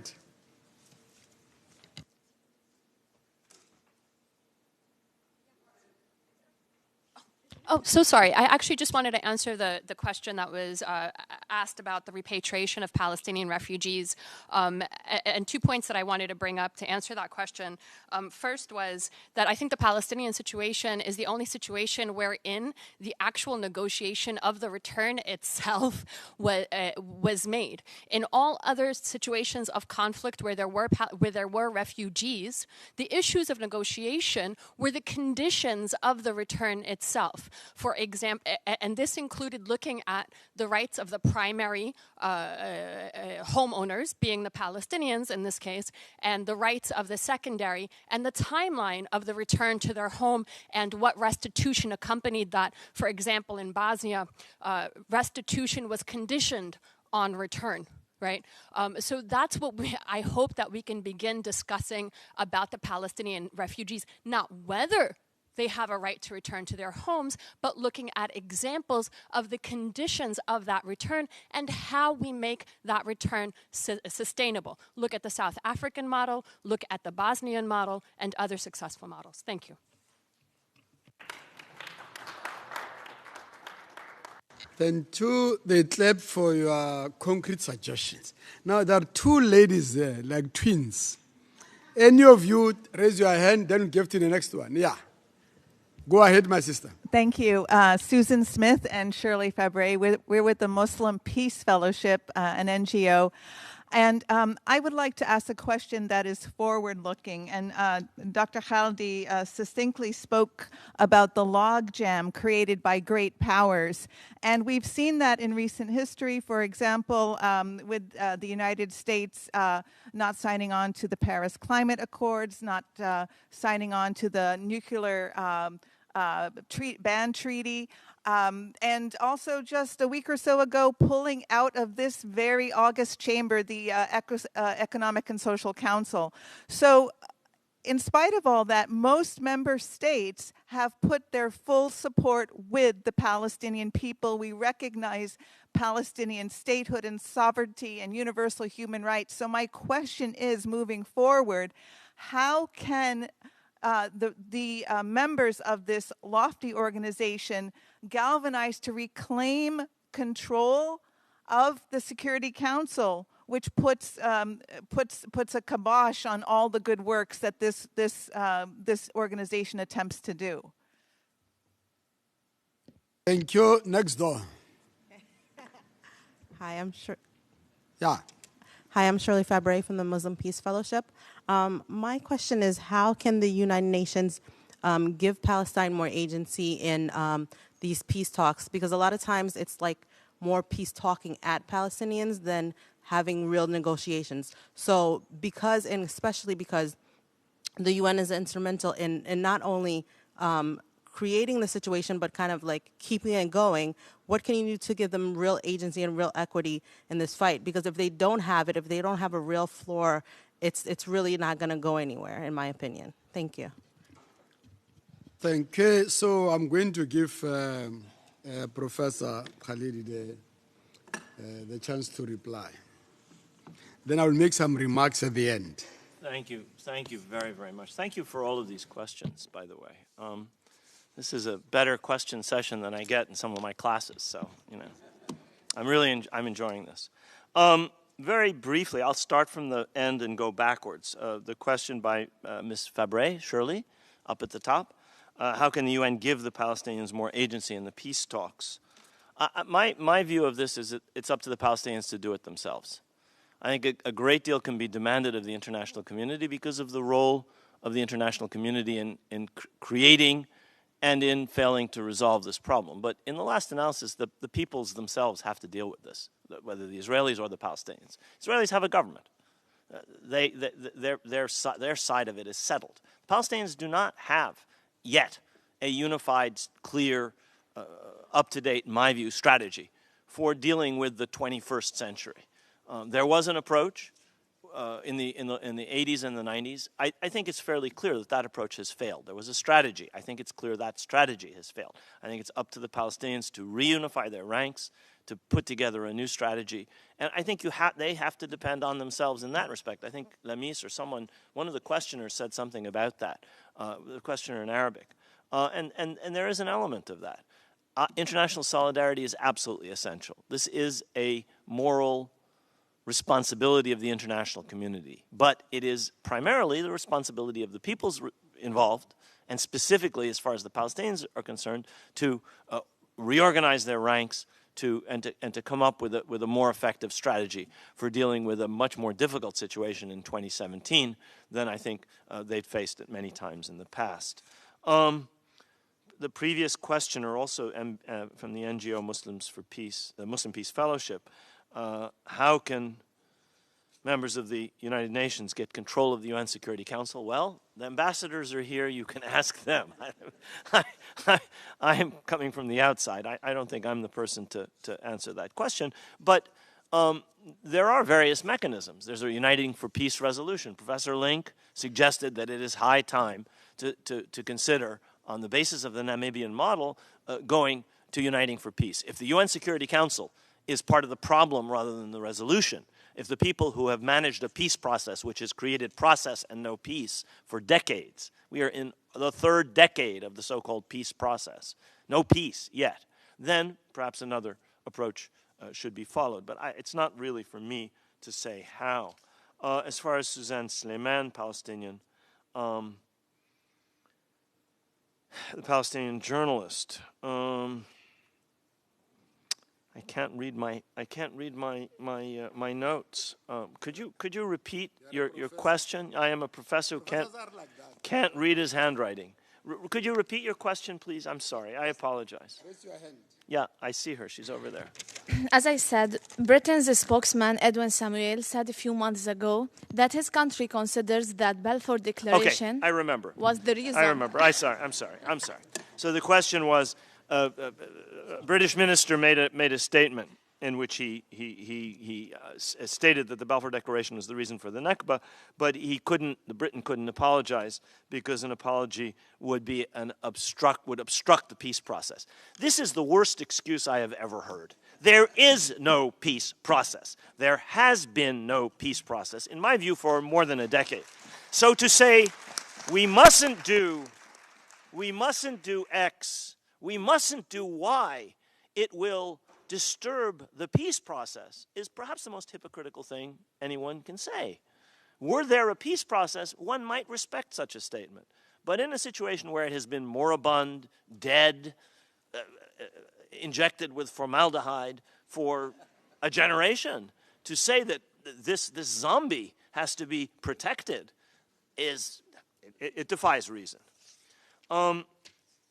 As to the question by Ms. Willig, who said that it was hypocritical for me to call for self-determination for all, and that my description of the Balfour Declaration as a gun to the head of the Palestinians in some ways denied the idea of Jewish self-determination. Perhaps she didn't hear the second to last paragraph of what I said. I'll repeat it for her. It is high time that the establishment of a national home promised by Balfour and the League of Nations to the Jewish people in 1917 and afterwards be matched by the establishment of a national home for the Palestinian people. I'm not denying the existence of the Jewish people. I'm not denying their rights. I'm not denying that they have a right to a national home. I simply said this should be matched by a national home for the Palestinian people. And I went on to say, after 70 years, it is high time that the national self-determination promised to the Israeli people by the United Nations in 1947, and that they have enjoyed since 1948, also be enjoyed by the Palestinian people. How you can twist that into denialism is beyond me, unless your microphone, maybe you weren't hearing what I actually said, and you had a pre-prepared question. There are several things on the internet in which mention similar things about a lecture I gave a couple of months ago. Dr. Gonzalez from Arizona State. I agree with you. I think that seeing the Palestinian issue in terms of a colonial process and in terms of indigeneity actually gives it a depth and a richness and a veracity which is missed in many ways of approaching the problem. And it also shows similarities to other cases. Now, that's not to say that Palestine equals North America, or Palestine equals Australia, or Namibia, or South Africa, or Algeria. It does not. These are each different situations. And this is a situation where, I've tried to say this, the Zionist movement was not just a colonial movement, it was also a national movement. The Zionist movement created or recreated, you can use whichever term you want, the sense of a Jewish people in modern 20th century nationalist terms. That is a reality, okay? Nationalism is full of myths, full of falsehoods, but nationalism is a reality. Palestinian nationalism is full of myths, going back to the Canaanites and the Jebusites. French nationalism is full of myths, okay? Vercingetorix spoke a Germanic dialect. The Gauls, they were Germans. But, you know, the French were taught during the Third Republic, nos ancêtres les Gauls, the ancestral peoplehood of the French going back to the Gauls was part of the French national myth. That's okay. French nationalism is not illegitimate because a historian deconstructs the mythology of Joan of Arc, who was fighting for a French-speaking king against another French-speaking king. The King of France spoke French. The King of England spoke French. They were both Franco-Norman aristocrats. The English-French national aspect of that struggle only comes much, much, much later. So nationalism is an enormous topic. And the mythologies of nationalism, of Zionism, of Palestinian nationalism, of every nationalism, are easy to deconstruct. The important thing is that these are national movements. The Palestinians developed a national movement. Zionism is a national movement. It used colonial settler methodology. It allied itself with a colonial power. It talked about itself as a colonial settler movement. The agency that bought most of the 6% of Palestine that was purchased by the Zionist movement before 1948 was called the Jewish Colonization Agency. This is not a slur on the Zionist movement by some Palestinian anti-Semite. This is the self-description of the agency that purchased most of the land that the Zionist movement was able to acquire, the 6 or 7% that it was able to acquire before 1948. It was a proudly self-described colonial movement. That's not some kind of slur. That's a fact, as is the indigeneity of the Palestinian people. It's a fact. It's a painful fact, perhaps, but it's a fact. Miss Redhawk, NGO representative. I can't really answer your question about the High Commissioner for Human Rights. I really don't know the answer to it. I wish that I did. Mr. Abdi, the journalist. Yeah. You've said that the Balfour Declaration involved a European view, and that's correct. And you say that today Palestine is viewed through the same lens in the media, by politicians, and in academia, and in terms only of Israeli security needs and so forth. I differ. I would beg to differ with you. I think that it's true that in many countries, the United States in particular, Great Britain to a certain extent, on the political level, that, if you want, Eurocentric lens is still in place for many people. But there is change taking place. Look at what happens at the conventions of the Labor Party and the Democratic Party in this country over the last couple of years. Those are political conferences. And see how the discourse is beginning to change. Now, I'm not saying, the dawn is about to break, the end of the mythology whereby we see everything in terms of Israel is about to be shattered. No, that's not happened. On the political level, in terms of the media, it has not happened. But in academia, on college campuses, there's a lively debate. When I was an undergraduate, which is much before many of you were born in this country, there was no debate. There was one point of view. It did not encompass any Arab or Palestinian or third world perspectives. It was a European, Eurocentric, colonial point of view. That was the only point of view, and an Israeli point of view. And they were more or less the same. That's 50, 60 years ago. Things have significantly changed. That's not to say that the point of view that I personally would prefer or a point of view that I would consider as objective is the only one in academia. There are many, many points of view. And that is a good thing. And that is a major change from 50 or 60 or 40 years ago. So there is actually change taking place. There's change taking place in the Jewish community in this country. Important changes are taking place among young people, among minorities, among many, many people in this country, in Britain as well, in France as well.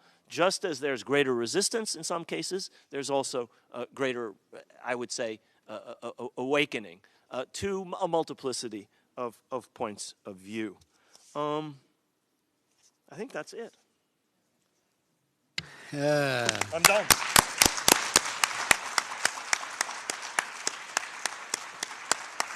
There's one more. Sorry. There was one more. There was somebody who suggested, I forget her name, I apologize.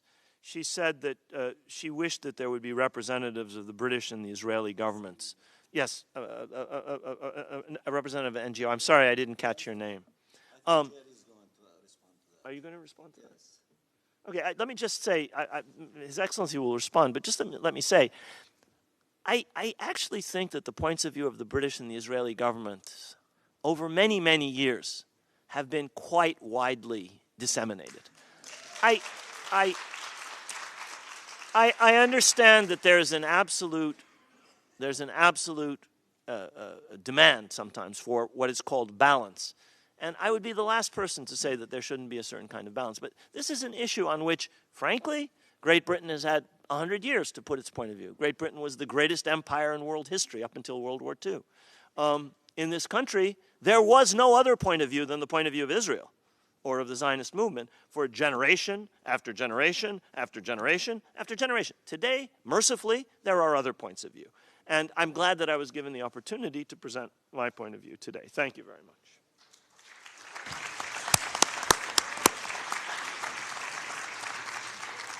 Well, well, well, well. What an afternoon. We're going to thank Prof, but before I go there, I am reliably informed by the co-organizers that all UN member states were invited, including the UK and Israel, to this meeting. No one was left behind. They were all asked to attend. So those who chose not to come exercised their democratic right to do so. Secondly, I think the thrust of this meeting in solidarity with Palestinian people is let's fulfill the unfulfilled promise at the time when Palestinian land was partitioned. One state was created. One state is not yet born. One state does already have grandchildren, one state has not been born. I think the request is, let's go back to our promises. In the process, there's been so many solutions. Camp Davis Accords, I don't know what has happened to it. The Arab states put what I thought was the most viable, realistic alternative. It has just disappeared. Then there was the Oslo Accord. There were so many attempts, I think, especially by the neighbors and all of us, to say maybe this is the way to resolve this problem. But also, I think let's thank the neighbors of Palestine. They've really borne the brand of this massive power in the region. They've suffered economically. Sometimes they are bombed. Sometimes they are threatened. But I think they stood support in keeping Palestinians alive. I think all of us, we owe to the neighbors of Palestine for this, maybe I should term it a sacrifice. They are. We knew that. I think Namibia, the liberation movement in Southern Africa, paid tribute for United States, Zambia, Zimbabwe, all of them, for bearing the brand of the apartheid regime and its machinations. So as we conclude and withdraw, let's not forget that the Arab countries, the neighbors, continuously bear the brand of this. And perhaps thank Egypt for the latest rapprochement in unity of Palestinian people. I think we should really thank them and all the neighboring countries to say to our Palestinian comrades, please unite. You make it easy if you are united. Support your struggles. Now, the question is, all of us, international community, what do we do? What do we do? I think let's keep the flames of solidarity. Let's keep the flame of support going so that we can then support those nearer the crucible of fire in the region to go on and on. The campaigns have to continue. At the end of the day, there have to be a political solution to this problem. At the end of the day, our Palestinian brothers and sisters have to sit together with Israelis, brothers and sisters, and work out a solution, a compromise. We can only support, and we have to support at all times. Prof was saying that there is a bit of imbalance, so we need to support Palestinians so that we create that delicate equilibrium. That's what Prof says. I believe in that. We have enjoyed that. You know, I was a refugee for close to 20 years. And I can imagine the pain of people waiting to go back home to the fatherland or to the motherland. I can imagine the feeling of I'm going home. In our case, Namibia, it was not negotiated. You announce, you go. But it seems Palestinians have to negotiate to go back. It's very, very sad. It's very sad that the emotions, the passion of going home that orientates you among your people, your culture, your religion, have to be negotiated.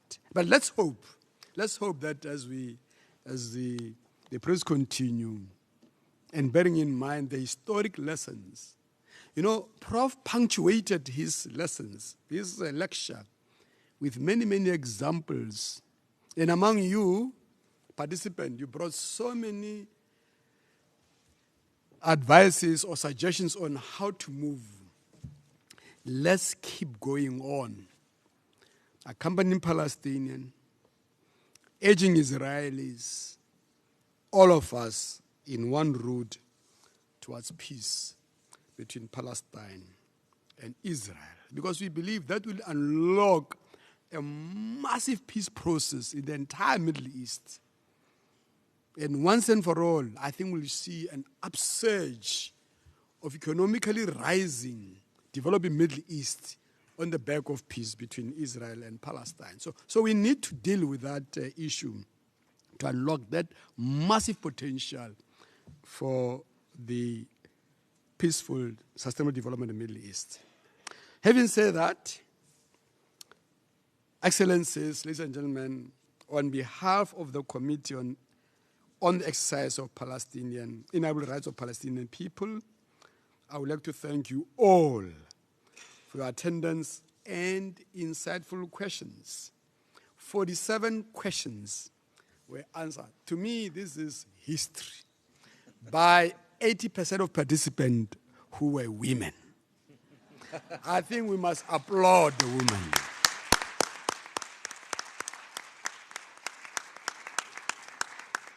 Please visit the links on the screens, I'm told, to find out more about the committee. Here is marketing from Jerry now. Subscribe to and follow the social media. You have a lot of journalists here. And share information about the event you and your colleagues are organizing. Professor Khalid, literature. We have no words to thank you. Absolutely, just no words. Thank you very much.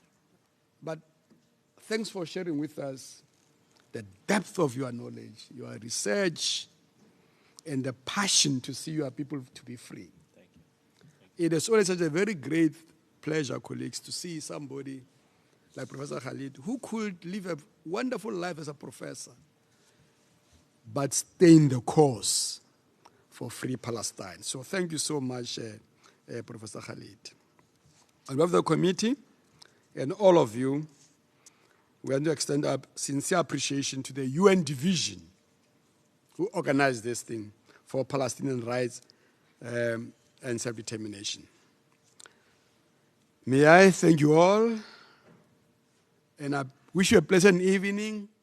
The meeting is adjourned. Thanks. About the literature. Oh, it's a literature there at the end there of that door. It's a literature. Please take some as you move on. Thank you very much.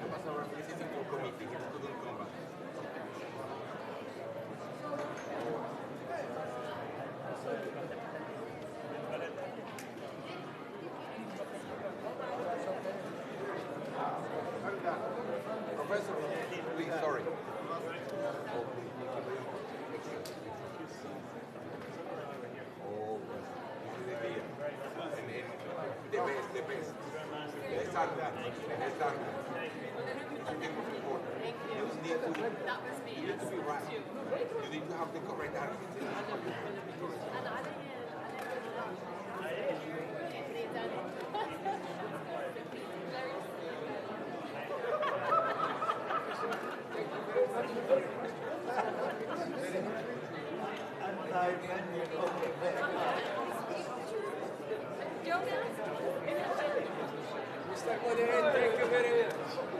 Good moderator.